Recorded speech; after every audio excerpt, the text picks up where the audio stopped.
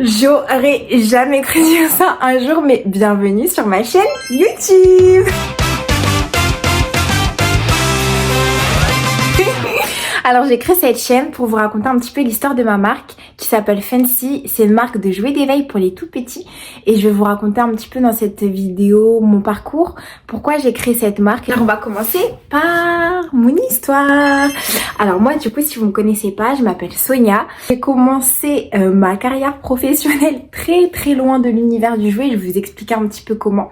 Alors de base, en sortant du lycée, je ne savais pas du tout ce que je voulais faire, comme beaucoup de jeunes. On sait pas trop quoi faire, donc on s'oriente un petit peu par rapport à ce que nous disent les autres, par rapport au retour d'expérience qu'on entend. On essaye d'aller vers une filière qui, on pense, nous correspondre au maximum, mais quand on sait pas trop ce qu'on veut faire à la sortie du lycée, c'est très compliqué. Ce que j'ai décidé de faire, c'est de faire une fac de droit.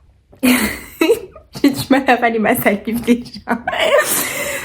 C'était pas une très bonne idée, mais à l'époque on me disait que c'était un parcours qui était assez généraliste et qui permettait justement de se spécialiser par la suite quand on savait pas trop ce qu'on voulait faire, alors qu'en réalité les études de droit c'est très spécifique, c'est pas du tout généraliste. Plus les années passaient et plus je me disais j'ai pas fait tout ça pour rien, donc faut que je reste dedans, que j'aille jusqu'au bout et que j'obtienne mon diplôme.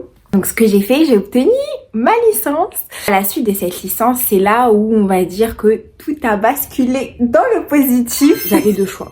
Donc soit je continuais vers un master, ce qui aurait été entre guillemets la facilité parce que j'avais déjà ma licence de droit, donc j'avais plus qu'à me spécialiser dans une branche particulière. Et la deuxième possibilité, c'était de faire une année de césure.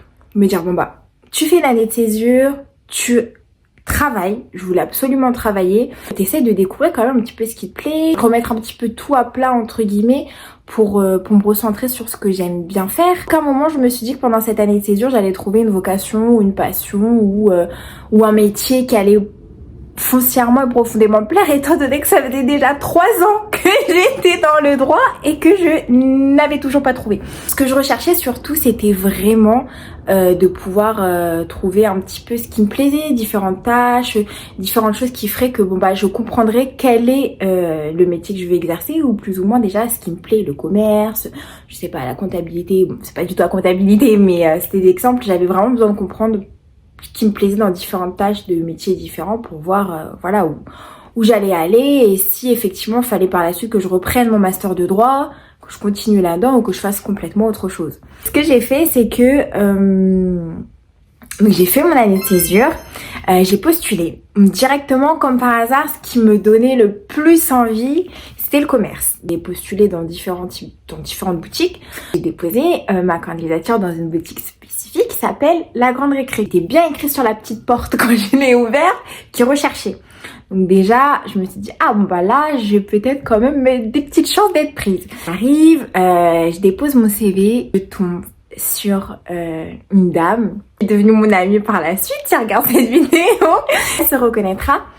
Du coup, qui me prend mon CV vraiment super gentil, qui me dit oui, effectivement, on recherche. Là, je me dis, j'aime bien l'ambiance quand même du magasin. Moi, je sais plus combien de temps ils m'ont rappelé, parce que c'était en 2021. C'était assez rapide. Roulement de tambour. J'ai été prise. Je commence ce travail-là. Je me rends compte que j'adore. Vraiment, j'adore. C'était très polyvalent, c'est-à-dire qu'on faisait de la réception de colis, donc des nouveaux jouets qu'il fallait mettre en rayon, il fallait faire du merchandising, il fallait mettre les jouets d'une manière à ce qu'ils soient visuellement agréables pour le client, il fallait faire du réassort, fallait conseiller les clients, caisser, faire des papiers cadeaux. J'étais une as des papiers cadeaux. Vraiment, on m'a trop bien formée, j'aimais trop faire ça. Au-delà de ça, ce que j'ai aimé le plus, c'est vraiment les jouets d'éveil en fait. Entre 0 et 3 ans, j'adorais ce rayon. J'étais passionnée, j'adorais renseigner les clients. Quand le soir on devait ranger les rayons, j'aimais trop ranger, j'aimais tout être attitrée à cette partie-là du magasin. Et encore maintenant, j'ai pas d'explication rationnelle sur pourquoi. Je pense vraiment que je me suis découvert une réelle passion. Et là, j'ai compris, je me suis dit, mais en fait, je sais pas, il y a quelque chose à faire. C'était convenu dès le départ avec ma gérante que je ne resterai que 1 an. Au début, c'était pas un an, c'était que quelques mois parce que c'était un CDD de 6 mois, il me semble. Moi, j'étais un renfort de fin d'année. J'ai été prise en juillet et le but, c'était vraiment de me former parfaitement pour qu'on je puisse après aider l'équipe et les assister pour les périodes de fin d'année parce qu'à partir de septembre ça commence vraiment à être le rush. Je suis engagée pour ça en fait, pour un renfort de fin d'année. De toute façon j'avais dit à ma gérante dès le départ que moi je resterais pas plus d'un an parce que je souhaitais reprendre des études. Cette expérience professionnelle là me permettra de savoir quel type de master j'ai besoin. C'était très clair dès le début. Sauf que ça se passait vraiment super bien. Donc moi, j'adorais le magasin, j'adorais les clients. Vraiment, j'ai pris mes marques très rapidement. Et puis ça se passe aussi très bien avec l'équipe et ma gérante aimait beaucoup mon travail. Elle m'a proposé en fin d'année déjà de reconduire le contrat de 6 mois. Donc ça génial parce que du coup ça me faisait un an en fait de césure. Donc moi j'étais super contente. Mais elle m'a pas proposé que ça. Elle voulait me proposer un CDI. Ça m'a fait super plaisir parce que ça montrait vraiment qu'elle avait confiance en moi parce que j'étais là que depuis quelques mois. Et j'y ai réfléchi. J'ai pas dit non. Même si de base, moi je voulais pas du tout rester parce que voilà, comme je l'ai dit, je voulais reprendre des études. Je me suis dit quand même, bon, faut étudier la proposition, faut que je réfléchisse, faut que je me pose et que je prenne pas une décision trop rapidement là-dessus. J'ai réfléchi et je me suis dit quand même, j'adore l'univers du jouet, je me sens bien avec l'équipe, j'adore mon travail, mais est-ce que je me projette à faire ce travail-là sur la durée ? Je me projette vraiment sur les futures années en tant que vendeuse à la grande récré. Et la réponse, elle était non. C'est-à-dire qu'en fait, j'étais certaine, mais vraiment certaine, que j'étais dans le bon secteur. Mais par contre, je me voyais pas faire ce métier-là sur la durée. Et comme je savais qu'elle cherchait vraiment quelqu'un qui allait rester, qui allait faire les ouvertures, fermetures du magasin aussi, donc qui allait avoir les clés du magasin, que j'allais être formée en CDI, donc ils allaient pas forcément reprendre quelqu'un d'autre tout de suite. Je voulais pas leur faire faux bond du tout, donc voilà, on connaît la réponse. Donc voilà, je suis arrivée quelques jours après, et puis voilà, je lui ai donné ma réponse et je lui ai dit qu'effectivement on va rester sur ce qu'on s'était convenu de base, que je resterai pas plus d'un an. Bah voilà, du coup on reconduisait le contrat de 6 mois, mais que je prendrais pas de CDI et que du coup je ferai pas les ouvertures, fermetures de magasins. J'ai quand même beaucoup hésité en me disant mais qu'est-ce que je vais faire après ? Il y avait toujours cette question de... En fait, j'ai trouvé le milieu qui me plaît, j'ai trouvé la filière qui me plaît, mais qu'est-ce que je vais faire après en fait ? Donc là, on arrive un petit peu aux périodes de Noël. Donc vraiment, c'était une période dans ce magasin, mais... Oh yo yo, j'ai adoré, mais il fallait s'accrocher vraiment. Le monde. Et puis il faut réussir à s'occuper de tout le monde, de faire les papiers cadeaux. Donc vraiment le rush de partout. T'avais un client qui te demandait un truc, fallait le renseigner. T'avais un papier cadeau à faire alors que de base c'était censé être renseigné client, mais du coup fallait faire l'encaissement alors que de base tout le monde n'encaisse pas en même temps. C'était quand même le rush, fallait vraiment avoir les mains et les yeux un peu partout. Et puis après Noël, c'était beaucoup plus calme. Donc c'est-à-dire qu'après je suis restée jusqu'à juin, donc 2022. Au début de l'année du coup 2022, il fallait que je commence à réfléchir parce que j'avais refusé le CDI. Qu'est-ce que je recherche ? Qu'est-ce que je veux faire par la suite ? Parce que je vais pas retourner dans des études pour faire des études. Il faut quand même que je trouve derrière, que je sois sûre de moi et que je me trompe pas quoi, parce que je m'étais déjà trompée pendant 3 ans. Ce que j'ai fait par la suite, j'ai pu le faire grâce à ma licence de droit aussi, donc je vais pas cracher dessus. Dans le fond, ça m'aura pas apporté grand chose à avoir des connaissances étant donné que j'ai pas travaillé par la suite dans le domaine juridique. En fait, j'avais déjà une petite idée en réalité de ce que je voulais. Ce que j'ai identifié et ce dont je me suis rendu compte dans les jouets qui, moi, m'intéressaient profondément, il n'y avait pas de réel éveil des sens des enfants. C'est-à-dire qu'on dit jouer d'éveil, c'est bien pour une raison. C'est pour qu'il y ait un éveil sensoriel chez l'enfant qui se passe. Ou bien même qui a été testé par les enfants avant d'être vendu. Parce que du coup, les jouets étaient beaux, les jouets faisaient de la musique, mais au-delà de l'amusement, il n'y avait rien d'autre qui était exploité dans ces jouets-là. Et en plus de ça, en général, ils avaient qu'une seule fonctionnalité. Donc, c'est-à-dire que le parent venait acheter un jouet, et puis une semaine après, il revient racheter un autre jouet. Puis une semaine après, il revient acheter un autre jouet.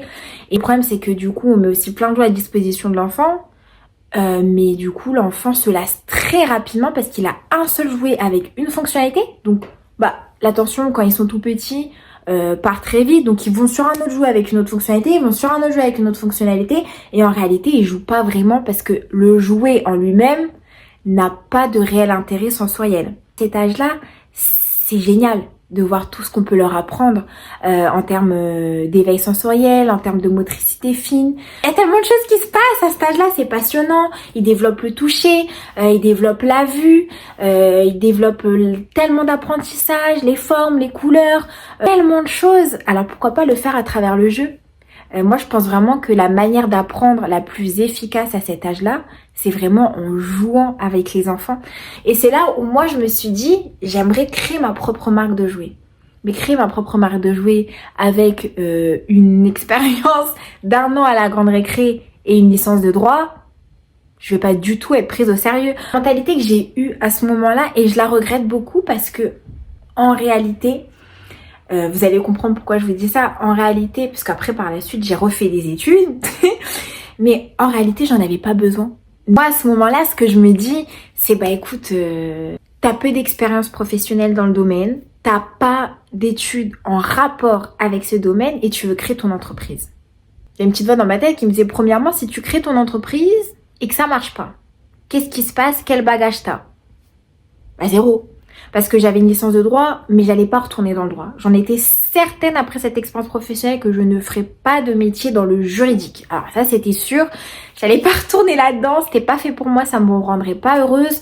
Et d'un autre sens, je me disais, ok, mais pour que ton entreprise, elle fonctionne, il faut quand même que tu aies un bagage qui donne envie potentiellement à des investisseurs de te suivre, à des fournisseurs ou des partenaires de travailler avec toi. Et c'est pas avec une licence de droit et une expérience d'1 an en tant que vendeuse à la grande récré qu'on va te faire confiance et que tu vas réussir à développer quelque chose de périn et qui fonctionne.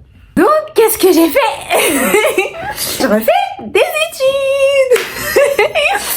Donc voilà, en fait, je me suis dit, tu veux créer ton entreprise. En fait, ce qui te manque et ce qu'il te faut, c'est de l'expérience entrepreneuriale.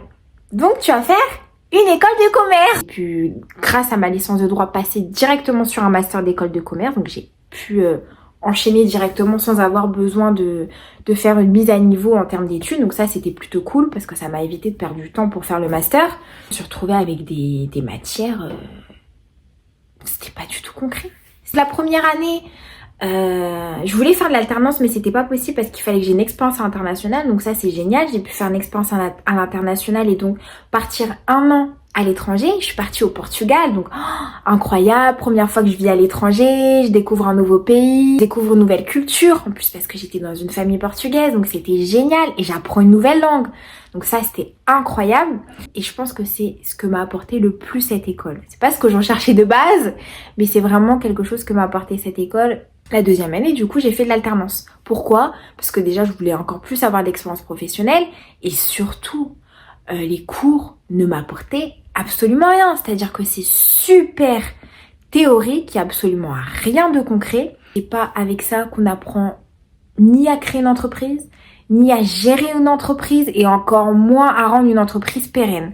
Donc j'ai été extrêmement déçue, donc j'ai fait une alternance en Master 2 pour avoir plus d'expérience professionnelle et cette alternance m'a montré encore plus parce que j'ai travaillé dans le marketing. Pourquoi le marketing? Parce que j'avais déjà beaucoup d'expérience dans la vente et j'avais aussi envie d'avoir de l'expérience dans le marketing justement parce que je me suis dit que ça pourrait être quand même super important aussi par la suite pour pouvoir connaître davantage dans ce secteur-là pour créer mon entreprise. Et en fait ça m'a permis de me rendre compte aussi que je voulais absolument travailler dans le jouet, je voulais absolument avoir ma propre entreprise, je voulais absolument créer mes propres produits. Et ça m'a encore plus renforcée sur le fait que j'étais sur la bonne voie. Donc j'ai eu mon master, dans laquelle je travaillais en alternance en master 2, voulait me prendre aussi, mais du coup j'ai refusé.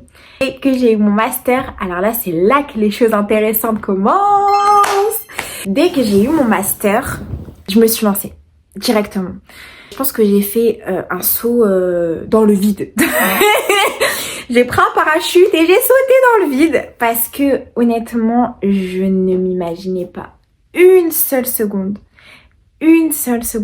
tout ce que j'allais devoir faire. Je pense vraiment que j'avais une inconscience à ce moment-là et Dieu merci et heureusement que j'étais inconsciente parce que sinon je ne sais pas si je l'aurais fait.